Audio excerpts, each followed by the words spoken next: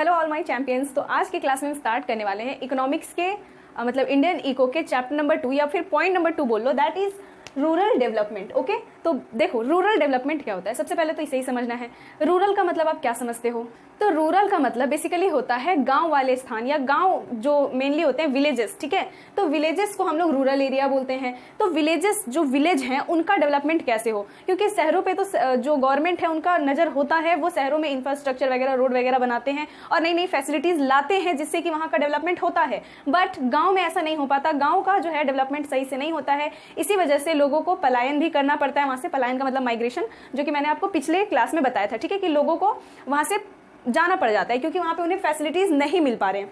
तो फिर हमें क्या ऐसा चेंजेस लाना चाहिए कि हमारे जो रूरल एरिया हैं वो भी वेल डेवलप्ड हो। तो इस चैप्टर में हमें उन्हें ही पढ़ना है और उसे ही समझना है। ठीक है, तो सबसे फर्स्ट है, देखो एट द एंड सबसे पहले तो मैं यही बताना चाहूंगी कि this is 31 December today and ये हमारे 2023 का लास्ट डे है और ये लास्ट वीडियो होने वाला है इस साल का।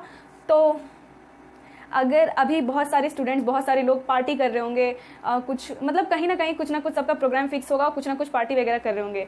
बट जो लोग अभी मेरी ये वीडियो देख रहे हैं on today 31 December, it means that आप रियली में अपने लाइफ में कुछ करना चाहते हो।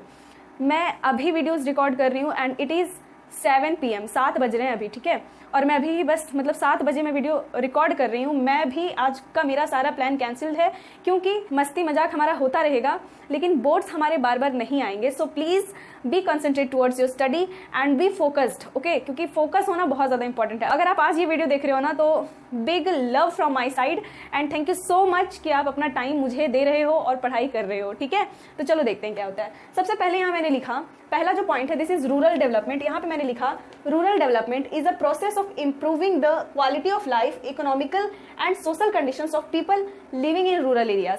रूरल डेवलपमेंट का मतलब है रूरल एरिया में, मतलब वैसे विलेजेस में जो लोग रहते हैं उनके लाइफ के क्वालिटी, मतलब लाइफ को ठीक करना। मतलब वहाँ पे जो लोग होते हैं ना, बिजली नहीं होता, पानी नहीं होता है, घरों में टॉयलेट्स नहीं होते, घर यहाँ तक की नहीं होते, पक्के मकान, जिसकी वजह से उन्हें बहुत ज़्यादा प्रॉब्लम फेस करना पड़ता है। तो उनके क्वालिटी ऑफ लाइफ को सुधारना, मतलब उनका लाइफ स्टाइल को सुधारना, उनका इकोनॉमिकल स्टेटस सही करना, सोशल स्टेटस उनका सही करना। सोशल स्टेटस कैसे सही होगा कि एक एरिया में, एक विलेज में कुछ लोग रह रहे हैं, वो लोग सब कुछ ना कुछ इधर उधर का काम करके अर्निंग करते हैं, वहाँ पे अर्निंग का सोर्स नहीं है, लेकिन वही गवर्नमेंट वहाँ पे एक स्कूल बना दे या फिर एक मान लो मेडिकल बना दे, ठीक है, एक हॉस्पिटल ही बना दे, तो वहाँ के सभी लोगों को उसका फायदा होगा। तो ये हो गया सोशल डेवलपमेंट। ठीक है, तो इकोनॉमिकली और सोशली लोगों का वहाँ पे डेवलपमेंट करना, सिर्फ सोशल ही नहीं, उससे लोगों को रोजगार भी मिलेगा, तो इकोनॉमिकल भी हो गया ये। ठीक है, now it's process of rural development, मतलब किसी भी कंट्री में रूरल डेवलपमेंट हम कैसे करेंगे। ठीक है, तो first one is poverty alleviation programme. मतलब बेसिकली होता है पॉवर्टी एलिविएशन। एलिविएशन मतलब एलिवेट का क्या मतलब होता है, किसी भी तरह के मतलब कष्ट या पीड़ा जो हो रहा है उसको कम करना। ठीक है,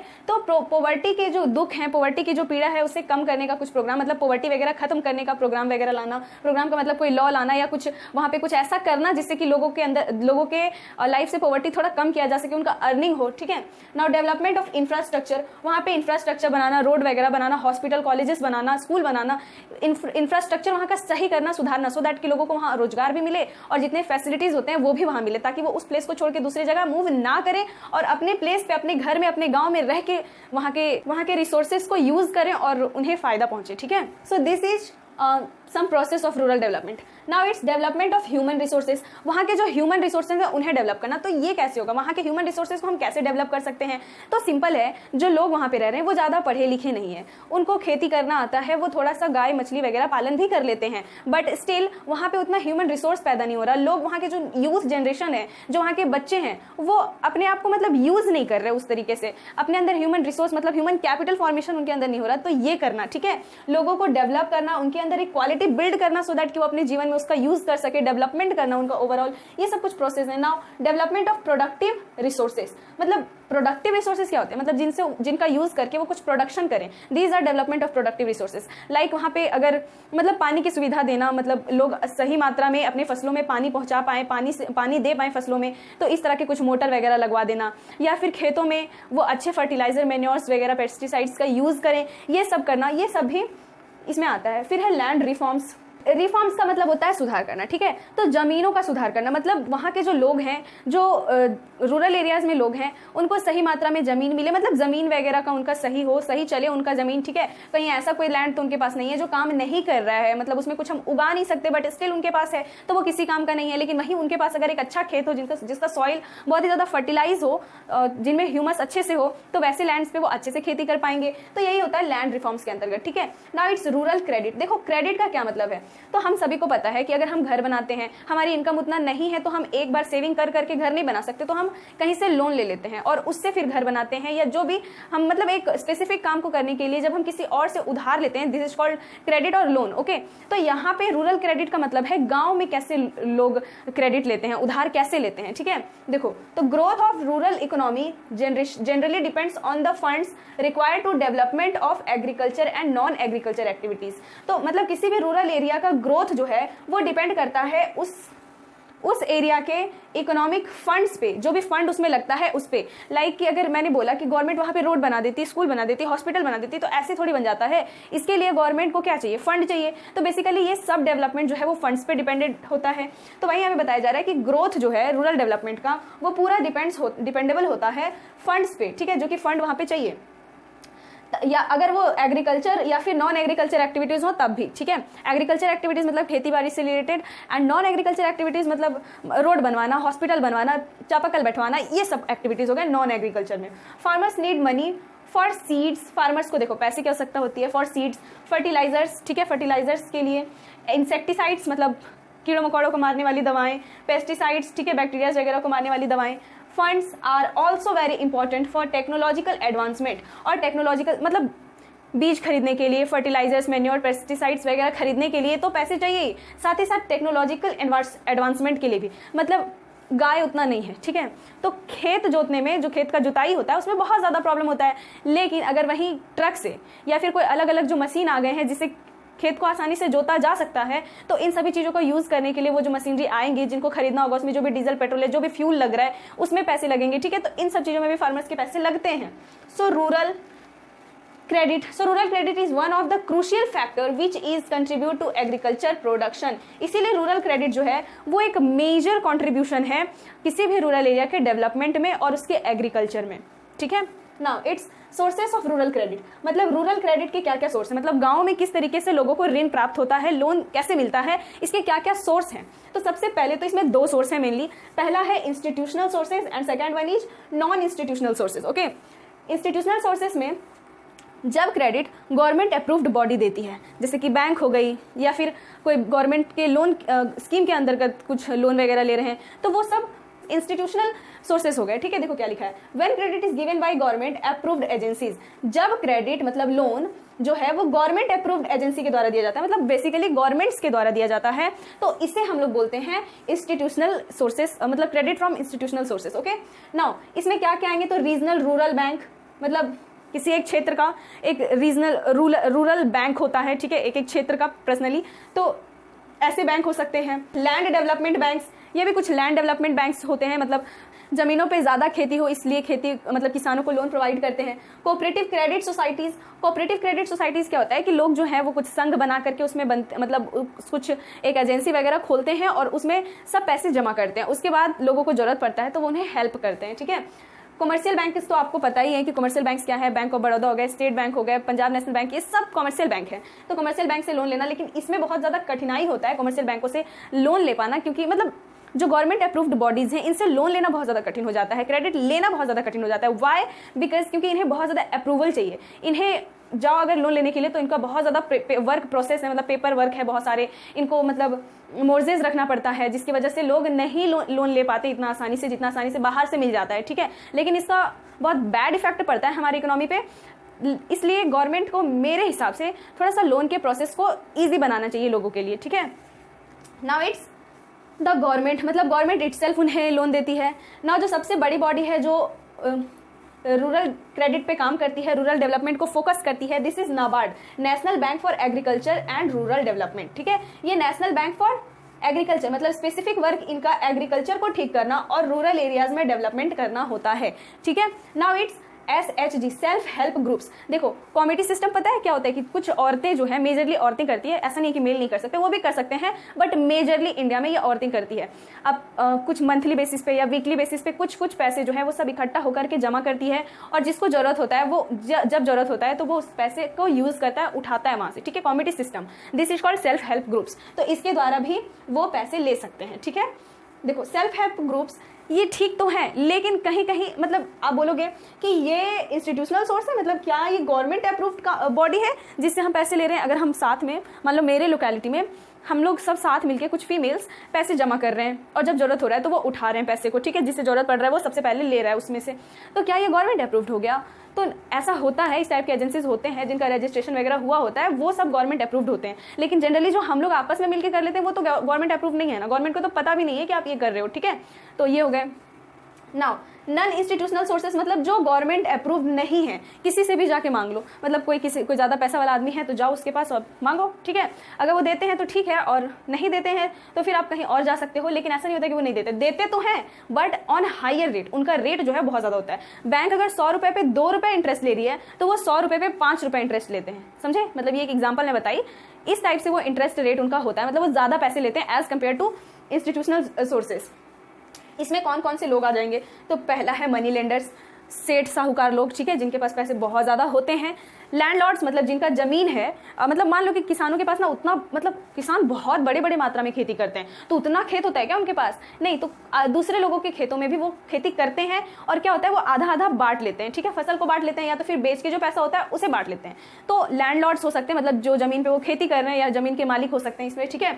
traders and commission agents, traders and commission agents मतलब फसल उग जाने के बाद वो सीधा वहाँ से फसल ले करके, ये जो एजेंट्स होते हैं या ट्रेडर्स, वो किसानों को फसल ले करके वो बेचवाते हैं, तो ऐसे लोग भी हेल्प करते हैं इन्हें। या फिर रिलेटिव्स या फ्रेंड्स हो सकते हैं कि सिंपल है, अगर आपको इंटरेस्ट बिना ही चाहिए तो रिलेटिव्स या फ्रेंड्स से मांगो, लेकिन वो बार बार हेल्प नहीं करेंगे और आपको एक टाइम पीरियड के बाद वो पैसा लौटाना भी होगा, उनका विश्वास बनाए रखना पड़ेगा, ठीक है। तो ये सभी कुछ मतलब क्रेडिट सोर्सेज हैं जो गाँव में लोग करते हैं, ठीक है, मतलब लोगों को जैसे वहाँ से ऋण मिलता है, ठीक है ना, ऋण मीन्स लोन। अब देखो problems in rural credit system, इसमें क्या क्या प्रॉब्लम्स आते हैं। सबसे पहला प्रॉब्लम है लैक ऑफ इंस्टीट्यूशनल सोर्सेज, मतलब इंस्टीट्यूशनल सोर्सेज की कमी हो जाना। अब ये इंस्टीट्यूशनल सोर्सेज की कमी कैसे हो जाती है, ये कैसे होता है लोगों को, मतलब ये इसका मतलब क्या है, इसका मतलब है कि लोग, मतलब कि हमारी कंट्री में इंस्टीट्यूशनल सोर्सेज ज़्यादा नहीं है, यस जो हैं वो इतने हैं, और मतलब इन सब के अंदर भी बहुत सारे कुछ हैं, लेकिन फिर भी वो कम है, क्योंकि देखो पॉपुलेशन कितना ज़्यादा है, इसके हिसाब से ये बहुत ज़्यादा कम है, ठीक है। नाउ इट्स इनसफिशिएंसी, मतलब ये सफिशिएंट नहीं है उतना, लोगों को बहुत ज़्यादा मुश्किलों का सामना करना पड़ता है इनसे लोन लेने के लिए, ठीक है। Now it's इनएडिक्वेट amount of decision, मतलब उनका डिसीजन सही नहीं होता है, वेरी बैड डिसीजन, ठीक है। Now it's lesser attention to poor farmers, जो गरीब फार्मर्स होते हैं उनको कम अटेंशन देना, जो अमीर फार्मर्स होते हैं जिनको मतलब गवर्नमेंट जानती है, जो बैंक के लोग हैं जिन्हें जानते हैं, जो अमीर हैं, उन्हें तो आसानी से लोन मिल जाता है बिना कोई क्वेश्चन किए, बिना कुछ मतलब ज़्यादा प्रॉब्लम हुए। लेकिन जो गरीब किसान हैं उन पे इनका ध्यान नहीं जाता है और उनके साथ बुरा हो जाता है, उन्हें लोन नहीं मिल पाता है, right. Now it's growing overdue, growing overdue का क्या मतलब है, मतलब लोग, मतलब टाइम पे अगर किसान ऋण नहीं पे कर पा रहे, लोन नहीं पे कर पा रहे हैं, तो वो ओवरड्यू हो जाता है, ठीक है, जिसकी वजह से मतलब ऐसा होता है, ऐसा लगता है बैंकों को या लोगों को कि कहीं ऐसा ना हो जाए कि ये गवर्नमेंट के पास चले जाएं और फिर बोलें कि हमारा ऋण माफ़ कर दो, ऐसा वगैरह ना हो, मतलब इस टाइप के कुछ लगता है लोगों को कि वो पे कर पाएंगे कि नहीं कर पाएंगे, ठीक है, लोगों को मतलब बैंकों को, ठीक है, मतलब जो लोन देने वाले सोर्सेज हैं उन्हें, ठीक है। तो ये सब कुछ पॉइंट्स थे। Now it's agriculture credit system, agriculture credit system क्या होता है, देखो the agriculture market, sorry this is not credit system, this is market, okay. The agriculture market system. The agriculture market system refers to the system through which agriculture products reach our tables. मतलब agriculture market system का मतलब है, देखो ऐसा तो नहीं हो सकता ना कि हमारे जो किसान है वो खेती किए और वो फसल डायरेक्ट खेत से हमारे पास आ गया, हमारे घरों तक आ गया और अब हम उन्हें पका के खा रहे हैं, ऐसा हो सकता है क्या? ऑब्वियसली ऐसा नहीं हो सकता, दिस इज इम्पॉसिबल। जो फार्मर्स होते हैं उनसे कुछ ट्रेडर्स वगैरह या जो फैक्ट्री वगैरह के ऑनर्स होते हैं वो फसल खरीदते हैं, वो फैक्ट्री में लेके जाते हैं, वहाँ पे उनका फिल्टराइजेशन होता है, उनमें मतलब पॉलिश वगैरह लगाया जाता है, तब उन्हें फिर पैकिंग किया जाता है, उनके ऊपर लेबलिंग होता है, अलग अलग प्रोसेस हैं, उसके बाद वो हमारे घर तक पहुँचता है। तो ये जो पूरा प्रोसेस है कि खेती होने तक, मतलब खेती होने से हमारे घरों तक फसल कैसे पहुँचे, दिस इज कॉल्ड, फसल नहीं मतलब अनाज, this is called agriculture market system, ठीक है। तो इट इन्वॉल्व्स असेंबलिंग, इसमें असेंबल करना मतलब कटाई करना, उस मतलब मान लो गेहूं का एग्जांपल देती हूँ, उसे कटाई करना, उसका छटाई करना, उसके बाद उससे गेहूं झाड़ना, झाड़ने के बाद फिर उन्हें गेहूं को कुटाना, उससे चावल निकालना, अलग अलग प्रोसेस है भाई, ठीक है। तो असेंबलिंग करना, फिर उन्हें स्टोर करके रखना, मतलब खेती हो गया है अब उन्हें स्टोर करना है, उसे जमा करना है, ठीक है। तो खेती होने के बाद किसान इसलिए भी फसल को जल्दी बेच देते हैं ना, क्योंकि उनके पास प्लेस नहीं होता है रखने को, ठीक है। तो उन्हें स्टोर करना, प्रोसेसिंग करना, मतलब आगे का और भी जो काम है, ट्रांसपोर्टेशन, एक प्लेस से दूसरे प्लेस पर भेजना, पैकेजिंग मतलब पैकिंग करना, grading and distribution of different agriculture commodities across the country. इतना सब होने के बाद वो अलग अलग कमोडिटीज के पास पहुंचता है हमारे पूरे कंट्री में। So this is full process is called agriculture market system. Okay, now it's measures to improve agriculture marketing, मतलब एग्रीकल्चर मार्केटिंग को ठीक करने के कुछ तरीके हैं, ठीक है, कुछ तरीके हैं, कुछ उपाय बताए गए हैं। पहला है रेगुलेटेड मार्केट्स को सबसे पहले तो रेगुलेटेड करो, ठीक है, स्थिर बनाओ मार्केट को कि जहाँ पे किसान आसानी से बेच पाए और अच्छे से बेच पाए, वो कोई लॉस में ना बेचे, उनको कोई ज्यादा नुकसान ना हो, ठीक है। डिफरेंट पॉलिसी इंस्ट्रूमेंट्स का मतलब होता है कि गवर्नमेंट कुछ पॉलिसी बनाती है जिससे कि वहाँ पे जो कमीशन या ट्रेडर्स जो है वो जो फार्मर्स होते हैं उनसे कम प्राइस पे चीज़ों को खरीद लेते हैं। This is very bad thing कि वो कम प्राइस पे खरीद लेते हैं और किसान के पास क्योंकि रखने का प्लेस नहीं है, वो उसे होल्ड करके नहीं रख सकते अपने पास, इसलिए उन्हें बेचना ही पड़ जाता है। तो इस तरह की कुछ पॉलिसीज जो है वो गवर्नमेंट बना रखी है किसानों के पक्ष में, पब्लिक के पक्ष में, सो दैट कि ये जो मध्यस्थ लोग हैं वो इस तरह के कुछ काम ना कर पाए। तो वही पॉलिसीज को डिफरेंट पॉलिसी इंस्ट्रूमेंट्स बोलते हैं। नाउ इट्स इंफ्रास्ट्रक्चर फैसिलिटीज का मतलब है कि देखो मेजर्स हैं, मतलब ये एग्रीकल्चर मार्केटिंग को ठीक करने के मेजर्स हैं। तो किसान को कम प्राइस पे क्यों बेचना पड़ता है? क्योंकि उनके पास रखने का प्लेस नहीं है। तो बनाओ ना, government should make a place where जहां पे फार्मर्स जो हैं वो अपने गुड्स को रख सके, मतलब अपने क्रॉप्स को स्टोर करके रख सके और किसी तरह का कोई उन्हें प्रॉब्लम ना हो, ठीक है। तो कुछ इंफ्रास्ट्रक्चर फैसिलिटीज प्रोवाइड करना, ट्रांसपोर्टेशन इजी करना, गाँव में रोड वगैरह बनवाना, ठीक है, वहां पे व्हीकल्स की सुविधा उपलब्ध करवाना, लोग आसानी से बेच पाए, खरीद पाए गुड्स को, मतलब अपने क्रॉप्स को, सीड्स को, मैन्योर्स, फर्टिलाइजर्स वगैरह, उन्हें ज्यादा खर्च ना करना पड़े। तो ये सब कुछ तरीके हैं, ठीक है। कोऑपरेटिव मार्केटिंग क्या होता है? कोऑपरेटिव मार्केटिंग बेसिकली ये होता है कि जो ट्रेडर हैं या जो बनाने वाले ऑनर हैं वो बेसिकली किसानों को बोलते हैं कि आप मेरे ये XYZ चीज का खेती करके मुझे दे दो, मैं उसके बदले में आपको अच्छा खासा रिटर्न दे दूंगा, मतलब अच्छे खासे पेमेंट करूंगा, ठीक है। So this is called cooperative marketing. वो इसमें क्या होता है ना कि सारे मेथड वगैरह बताए जाते हैं फार्मर्स को कि आपको खेती ऐसे करना है, इस तरीके से करना है, उन्हें अच्छा से बता के जो ऑनर होता है, जो ये खेती करवा रहा है, वो खेती करवाता है और फिर वो फसल को ले जाता है अच्छे कीमत पे, अच्छे प्राइस पे, ठीक है। इससे दोनों को फायदा हो जाता है, जो मालिक है मतलब जो खेती करवा रहा है उसे उस टाइप का फसल मिल जाता है और सेकेंडली फार्मर्स को अच्छे खासे पैसे मिल जाते हैं, इनकम जनरेट हो जाता है, राइट। ये मेनली होता है बड़े बड़े रेस्टोरेंट्स या होटल्स वगैरह के मालिकों द्वारा, ठीक है, उनके साथ ऐसा डील किया जाता है। नाउ डिफरेंट पॉलिसी इंस्ट्रूमेंट्स, जो डिफरेंट पॉलिसी इंस्ट्रूमेंट्स है देखो यहाँ पे लिखा हुआ है, इसमें क्या क्या आएंगे। तो सबसे पहला है minimum support price. Minimum support price MSP, ये एक ऐसा प्राइस होता है जिस प्राइस पे मतलब एक गवर्नमेंट जो है वो डिमांड और सप्लाई को ध्यान में रखते हुए एक प्राइस निर्धारित कर देती है और किसानों को बताती है कि देखो मतलब इस प्राइस पे ही बेचना है, इससे अगर कम कीमत पे कोई बेच रहा है मतलब खरीद रहा है तो आपको नहीं खरीदना है। This is called minimum support price. Now maintenance of buffer stock. Maintenance of buffer stock, बस बफर स्टॉक क्या होता है कि गवर्नमेंट अपने पास फसलों का कुछ स्टॉक जमा करके रखती है सो दैट कि किसी तरह का कोई आपदा आ जाए, किसी तरह का महामारी फैल जाए तो लोगों को वो अपने फीड कर पाए, ठीक है, खिला पाए, इसलिए उसे बफर स्टॉक बोलते हैं। Now public distribution system. Public distribution system PDS, ये भी बफर सिस्टम के जैसा ही है, लेकिन इसमें क्या होता है कि लोगों को जैसे स्टेपल फूड्स वगैरह है वो प्रोवाइड किए जाते हैं, मिलते हैं मार्केट में, ठीक है। तो ये सब कुछ पॉइंट्स है और इतना ही नहीं है, थोड़ा सा और है, तो इसका स्क्रीनशॉट ले लो, अभी तुरंत हम दूसरे पॉइंट्स को भी समझेंगे, ठीक है। अब मैंने यहाँ पे कुछ पॉइंट्स को लिख रखा है, इन सारे पॉइंट्स को समझते हैं, ठीक है। सबसे पहला तो है इमर्जिंग ऑल्टरनेट मार्केटिंग चैनल्स। मतलब ऑल्टरनेट मार्केटिंग चैनल क्या है? तो अभी हमने जो पढ़ा, ठीक है, अभी थोड़ी देर पहले, कि अलग अलग मार्केट चैनल होते हैं, जिसमें हमने एग्रीकल्चर मार्केट सिस्टम को समझा कि एग्रीकल्चर मार्केट सिस्टम कैसे होता है, लेकिन यहाँ पे कुछ ऑल्टरनेट उसके दिए हैं, ठीक है। मतलब मार्केटिंग सिस्टम के कुछ अलग अलग ऑल्टरनेट्स हैं, कुछ चैनल्स हैं जो बने हुए हैं। और ये चैनल्स कौन कौन से, मतलब चैनल बने हुए मतलब ऐसा चैनल नहीं, मतलब कुछ मतलब एक मतलब प्रोसेस है कुछ गुड्स को मार्केट तक भेजना या कंज्यूमर तक भेजना, ठीक है। तो ये कौन कौन से ऑल्टरनेट्स है देखो क्या है। An alternate way for organic marketing, sorry for agriculture marketing that has emerged are channels where farmers can directly sell their products to consumer. इसमें क्या होता है कि फार्मर जो है, ये ऑल्टरनेट चैनल्स जो हैं वो फार्मर्स को हेल्प करते हैं अपने प्रोडक्ट्स को डायरेक्टली कंज्यूमर के पास सेल करने का। बीच में कोई अलग अलग मध्यस्थ नहीं आते, कोई प्रोड्यूसर नहीं आते, कोई भी कमीशन खोर नहीं आते यहाँ पे, ठीक है। तो यहाँ पे डायरेक्ट अपनी मतलब फार्मर्स जो हैं वो डायरेक्टली कंज्यूमर को सेल करते हैं एट देयर ओन प्राइस, ठीक है, अपने प्राइस पे और बिना किसी नुकसान के। तो यहाँ पे कुछ हमारे कंट्री में भी कुछ चैनल्स हैं जो कि कुछ फेमस चैनल्स का नेम मैंने यहाँ पे लिखा है, कुछ मतलब तरीके हैं जहाँ पे किसान खुद से अपना प्रोडक्ट को सेल कर सकते हैं। तो ये है अपनी मंडी पंजाब, हरियाणा और राजस्थान में, फिर हदासपुर मंडी पुणे में है, रेथू बाजार जो कि वेजिटेबल्स एंड फ्रूट्स मार्केट है आंध्र प्रदेश में, ठीक है, देन है उचावर संडीज, दिस इज इन तमिलनाडु। तो ये कुछ बाजार का नेम मैंने लिखा, लर्न कर लेना, एग्जाम्पल के तौर पर अगर क्वेश्चन पूछा जाए तो लिख देना। नाउ देखो क्या है ये, national and multinational channels, okay, यहाँ पे चैनल्स होगा, मतलब नेशनल और मल्टीनेशनल चैनल्स जो हैं वो फार्मर्स को ज्वाइन कर रहे हैं, ठीक है, कैसे, by helping them to produce better quality farm products.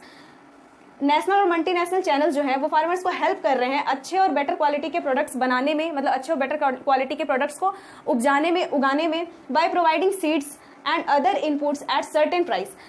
Seeds को या फिर अलग अलग कुछ फर्टिलाइजर्स हैं, मैन्योर्स है, कुछ टेक्नोलॉजिकल चीज़ है जो कि हमें खेती में यूज़ करना चाहिए। तो इन सभी चीज़ों को उन्हें देकर, उन्हें सिखाकर, समझाकर, नेशनल और मल्टीनेशनल कुछ चैनल्स हैं जो कि फार्मर्स का हेल्प कर रहे हैं जिससे कि वो बेटर प्रोडक्शन कर सके और वो और आगे बढ़ सके, ठीक है। क्योंकि देखो हमारे बढ़ती पॉपुलेशन के साथ साथ अनाज का भी बढ़त होना बहुत ज़्यादा इंपॉर्टेंट है। अब ऐसा नहीं कि बस चैनल मतलब ऐसा नहीं कि बस पॉपुलेशन बढ़ते ही जा रहा है, बढ़ते ही जा रहा है, बढ़ते ही जा रहा है, लेकिन खाने को कुछ है ही नहीं। तो फार्मर्स को भी एंकरेज करना बहुत ज़्यादा इंपॉर्टेंट है। तो कुछ नेशनल और मल्टीनेशनल कुछ कंपनी है या चैनल्स हैं जो कि फार्मर्स को इन सब चीज़ों में हेल्प करते हैं और उन्हें बहुत ज़्यादा एंकरेज करते हैं, okay. In this way farmer will have large markets for their produce and will also reduce price risk. और इस तरीके से फार्मर्स को जो है वो बड़ा मार्केट मिल जाता है खुद से प्रोडक्ट्स को सेल करने का, उनके अपने प्रोड्यूस को खुद से सेल करने का, और उन्हें किसी तरह का कोई प्राइस रिस्क नहीं होता। जैसे कि जो लोग हैं जो उन्हें मैनिपुलेट करके ज़बरदस्ती कम प्राइस पे उनके प्रोडक्ट्स को खरीद लेते हैं, दिस इज़ वेरी बैड, और ये रुकता है इससे, ठीक है। नाउ ये तो हो गया कुछ फार्मिंग की बातें। अब हम समझते हैं कुछ non farming areas of employment. जैसे कि एग्रीकल्चर में सिर्फ हम खेती नहीं जोड़ते, agriculture also includes live stock rearing, fishing, ये सब भी एग्रीकल्चर में आता है, ठीक है। तो वही यहाँ पे हमें सीखना है कि एम्प्लॉयमेंट में खेती के अलावा और क्या क्या आते हैं, नॉन फार्म एरियाज, ठीक है। तो फार्म मतलब फार्मिंग, मतलब जो खेती से रिलेटेड नहीं है। तो दिस इज एनिमल हस्बेंड्री और लाइव स्टॉक फार्मिंग, मतलब फार्मिंग ये आर है, ठीक है। एनिमल हस्बेंड्री मतलब जानवरों का पालन पोषण करना, बकरी पालना, गाय पालना, ठीक है, भैंस पालना, मुर्गियों को पालना, ये सब लाइव स्टॉक फार्मिंग होता है, ठीक है। डेयरिंग मतलब दूध देने वाली जानवरों को पालना, जैसे कि गाय हो गए, भैंस हो गए, बकरियां हो गई, तो इन सबको पालना और इनसे दूध निकाल के उनको बेचना मार्केट में। इनसे भी फार्मर्स जो है, मतलब जो लोग हैं वो गाँव के लोग जो है वो ज़्यादातर खेती कर सकते हैं। देखो गाँव में क्या प्रॉब्लम है कि मेजॉरिटी जो जनसंख्या है वो फार्मिंग में है, लेकिन फार्मिंग में हमेशा प्रोड्यूस अच्छा नहीं होता, कभी वेदर की वजह से खराब हो जाता है, तो कभी खेत बंजर हो जाता है। तो ये सब कुछ प्रॉब्लम्स हैं जो होते हैं। तो खेती के अलावा कुछ ये सब तरीके हैं जिससे गांव के जो लोग हैं वो अपना अर्निंग कर सकते हैं, ठीक है, एम्प्लॉयमेंट ले सकते हैं। तो पहला तो गाय वगैरह जानवरों को पाल के, डेयरिंग मतलब दूध बेच के, फिशिंग कर सकते हैं, मतलब मछलियों को पाल के, फिशरीज आते हैं इसमें। Horticulture means to production of fruits and vegetables only, fruits and vegetables का प्रोडक्शन करना is in horticulture. Next information and technology, मतलब रिसर्च वगैरह करना कि किस टाइप की मिट्टी में किस टाइप का फसल उपजेगा, मतलब कैसा मौसम रहने वाला है, किस टाइप का टेक्नोलॉजी का यूज करें कि ज्यादा फसल उगे, इन सभी चीजों का भी देख रेख करना। ये सब कुछ तरीके हैं जिससे एम्प्लॉयमेंट बढ़ सकता है गांव में। और ये सब जो लास्ट वाला तरीका, ये तो यूथ वहां के बहुत ज्यादा कर सकते हैं, जो पढ़े लिखे हैं और उनके पास कोई अपॉर्चुनिटी नहीं है, तो गांव में वो इन सब तरीकों को यूज कर सकते हैं, राइट। मतलब ये लास्ट वाला इंफॉर्मेशन टेक्नोलॉजी वाला। नाउ अब आते हैं ऑर्गेनिक फार्मिंग। देखो ऑर्गेनिक फार्मिंग क्या होता है, तो हर कोई जो जितने भी फार्मर्स है या हर कोई चाहते हैं कि हमारा ज्यादा से ज्यादा प्रोडक्शन हो और ज्यादा से ज्यादा हम बेनिफिट कमाएं, ठीक है। लेकिन कोई भी ये नहीं सोचते कि मिट्टी पे क्या प्रभाव पड़ रहा है, हमारे इन्वायरमेंट पे क्या प्रभाव पड़ रहा है, ये उनके बहुत ज्यादा से ज्यादा खेती करने वाले उद्देश्य से। ऐसे इसलिए मैं बोल रही हूँ क्योंकि देखो फार्मर्स या कोई भी लोग जो हैं वो अपने फसल को ज्यादा बढ़ाने के लिए, जैसे कि कम टाइम में फसल उग जाए, उसमें किसी तरह का कीड़ा मकोड़ा ना लगे और ज्यादा हो, एक बीज से 100 बीज हो जाए। जनरली अगर एक बीज से 50 बीज होते हैं, मतलब नेचुरली, लेकिन उनसे 1 से 100 बीज हो जाए, इसलिए उस तरह के कुछ उन्हें दवाइयां दी जाती है, मेडिसिन, पेस्टिसाइड्स वगैरह दिए जाते हैं, ह्यूमस दिए जाते हैं, आर्टिफिशियल, सिंथेटिक। तो इनसे प्रोडक्शन ठीक होता है, लेकिन हमारे प्रोडक्ट में मतलब जो फसल होते हैं उसमें उस तरह का विटामिन मिनरल्स नहीं होता, वो अलग तरह के प्रोडक्ट्स हो जाते हैं। मतलब उनमें थोड़ा सा हार्शनेस भी होता है, थोड़ा सा बुराई भी होता है, जिसे खा के लोग बीमार भी पड़ते हैं, ठीक है। और साथ ही साथ खेत भी खराब हो जाता है, जिसमें बार बार हम फिर फसल नहीं उपजा सकते नेक्स्ट टाइम पे। तो इन सब चीज़ों को बचाना, अच्छे से खेती करना और अच्छे से खेती करना, नेचुरल तरीके से खेती करना is called organic farming, okay. So here I have organic farming is the form of agriculture that relies on techniques, जो कि टेक्निक्स पे डिपेंड करता है, such as a crop rotation. Crop rotation का मतलब है कि एक खेत पे एक ही फसल मत उपजाओ, इस साल कुछ और, अगले साल कुछ और, अगले साल कुछ और। अगर फसल अलग अलग होके उगेंगे तो हमारी मिट्टी खराब नहीं होगी, मिट्टी बंजर नहीं होगी, बल्कि और ज्यादा अच्छा हो जाएगा मिट्टी, ठीक है। तो हर बार अलग अलग टाइप के क्रॉप्स लगाओ अपने खेतों में।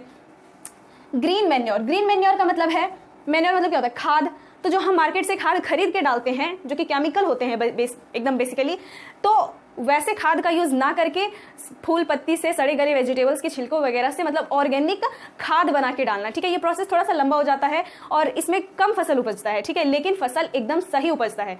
कम उपजता है लेकिन सही होता है वो, लेकिन कोई चाहते नहीं कि कम खेती हो, इसीलिए वो मार्केट वाले पे ज़्यादा डिपेंडेबल होते हैं। Comfort and biological pest control, pest control मतलब कीड़े मकोड़े कंट्रोल हो इसमें, ये सब कुछ तरीके अपनाना नेचुरली।